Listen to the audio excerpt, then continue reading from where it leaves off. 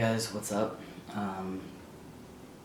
It's been a while since I made a video, so I wanted to do an update on basically everything. I guess the first thing that I'll start with is the most recent, and so I'm now about 3 months post hysterectomy and oophorectomy. There was definitely like a lot more recovery involved with that surgery as opposed to top surgery. You know, it's more of an internal thing. There's a lot more going on. I actually had not a lot, but I had some complications during the actual surgery, so it took longer than I thought. There was more scarring from the endometriosis, so my surgeon actually had to call in another surgeon while I was under to help, get everything out. So all of that happened, and I think I was expecting to kind of bounce back quicker than I did, having had that experience after my top surgery. So it was a little bit hard for me to really, take the full recovery time, which was the 6 weeks. I was out for 4 weeks after I went back to work after 4 weeks, and the first couple of weeks back to work were still a little bit tough, and it was more in terms of just like brain fogginess, which can be from the anesthesia and that type of thing, and if your body's still healing, your full energy is not there. So I definitely had that experience, and I also had more bleeding than I actually expected, which I did expect some of it, and I was aware that it would happen, but it's still like a hard thing to deal with after not having to deal with that for like 2 years, after I started hormones. So that was something that kind of knocked me down a little bit, and actually like emotionally made me feel less than I wanted to feel. But now it's been 3 months, I'm feeling good again. I'm not sure if there's been a lot of changes yet after that. I'm trying to see what facial hair I get, let it grow out a little bit. It's still nothing it's not a lot, but doing that and just, see what else, if I'll have any fat redistribution or anything like that. So I'll try to keep updated about that, but so far nothing major in terms of those changes.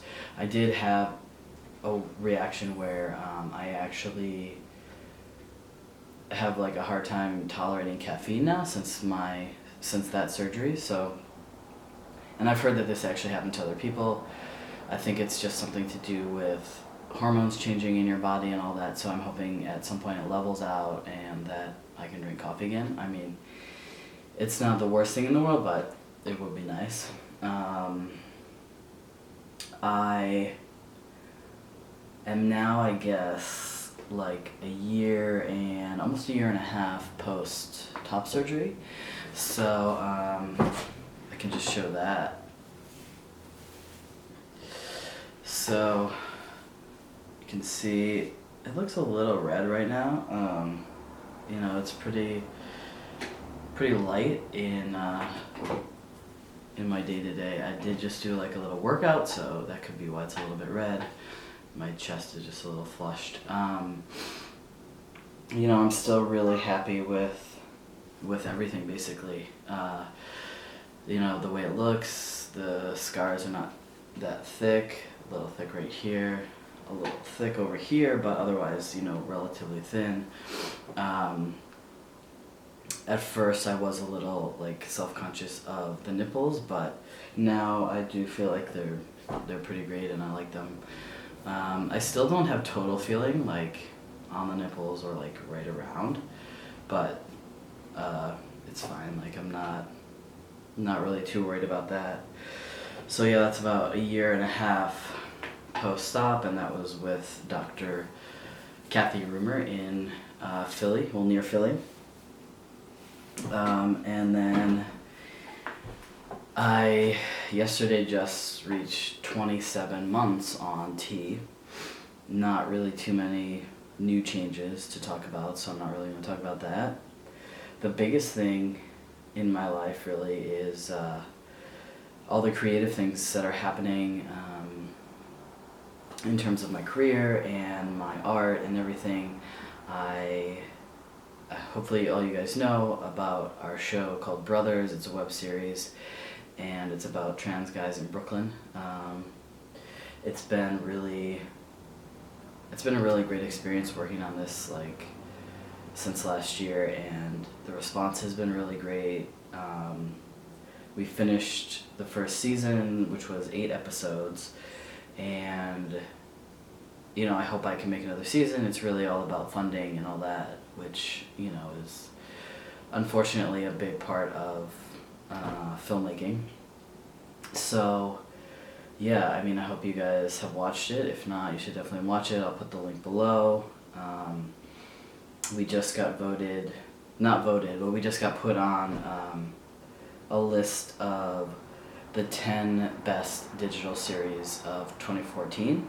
Video Inc., this website, listed us as one of the 10 best, and it was an amazing list with Transparent and Orange is the New Black, so I felt really excited and kind of humbled to be on that list. It was pretty amazing. So keep going with that. And I actually also just a couple months ago signed a publishing deal with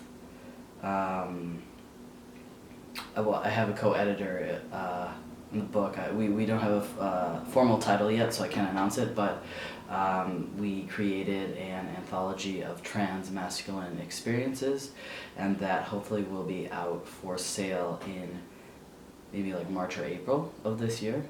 We'll see. I'll keep everyone updated on that. So, a lot of good things happening, and I'm excited for 2015, for this year, to see where the ball keeps going and how things keep happening. So I'm really excited for that. And if you guys have any questions about anything, please feel free to ask me. If you have something you want me to specifically talk about in a video, let me know. I know it often happens that after a certain amount of time, the videos start to wind down. It seems to be common. There's not as much to talk about. People kind of move, not that they move on with their lives, but it becomes just another part of you, and other things are happening that take up more space. So I think that's just part of the journey.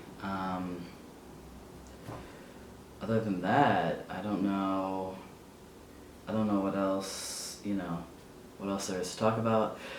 I did have do my blood work recently, and it seems like things are leveling out. I had some issues with high hemoglobin and red blood count, and it seems like they're stabilizing. I hope that with the hysterectomy, oophorectomy, that all continues and kind of levels out. We'll see. I'm not due for another one for several months, so we'll see how that goes.